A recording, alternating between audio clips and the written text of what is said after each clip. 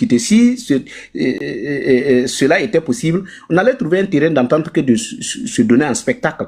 Voilà. Mais moi, je me dis, vous savez, avec les régimes des putschistes, il n'y a pas de logique, rien ne fonctionne.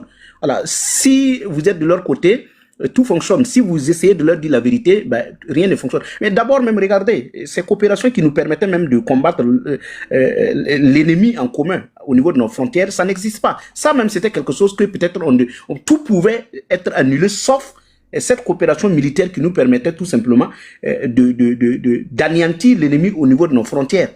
Mais ça, même si ça n'existe pas, ça c'est priorité, ça n'existe pas. Donc le reste, il va de soi que ça soit mort. Mais je me dis que avec des régimes responsables, si je peux le dire ainsi, les choses vont rentrer dans l'ordre. Les choses vont rentrer. Mais écoutez, avec le Burkina ou d'autres pays, avec la Côte d'Ivoire ou d'autres pays, mais écoutez, tout va se... C'est-à-dire que moi, je trouve que c'est une perte de temps. Parce que ce qu'Ibrahim Traoré est en train de faire, il fait perdre le temps au Burkinabé. Parce qu'après lui, tout ce qu'il a rompu sera remis en place. Voilà, ce sera remis en place. Même s'il a rebaptisé des rues, on va remettre ça en place. Ça, c'est du cinéma. C'est pourquoi moi, je trouve qu'on est en train de perdre du temps. Voilà, parce que actuellement, dans ce monde actuel-là, mais même la lutte, on ne peut pas lutter seul. On ne peut pas lutter sans les voisins. On ne peut pas se développer sans les voisins. On ne peut pas se développer sans les autres. On a besoin de les uns. Mais écoutez, si le Burkina est en bon terme avec la Côte d'Ivoire, avec les autres pays, l'ennemi va faufiler. Comment l'ennemi va faufiler? Pouvoir faufiler? Non, mais ça ne marchera pas.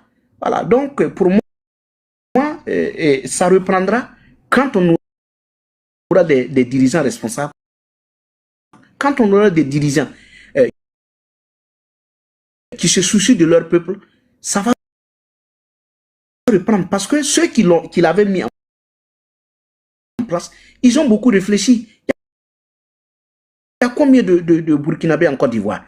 Mais regardez même, je vous prends un exemple simple pour ne pas aller en profondeur. Regardez même la sortie de la CEDEAO. Est-ce que vous avez vu des autorités se déplacer, venir en Côte d'Ivoire pour discuter avec nos compatriotes? Pourtant, ils sont nombreux.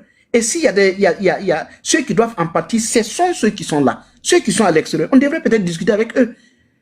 Voilà. Et le TAC permettait tout simplement que même si il y a des sanctions qui devraient tomber ou des choses, ça permettait d'alléger ces sanctions-là au profit du peuple des Burkinabés qui se trouvent en Côte d'Ivoire. Mais bon, tout reprendra. De toutes les façons, mes explications, ils sont brefs, simples. Si je ne suis pas allé en profondeur pour vous satisfaire,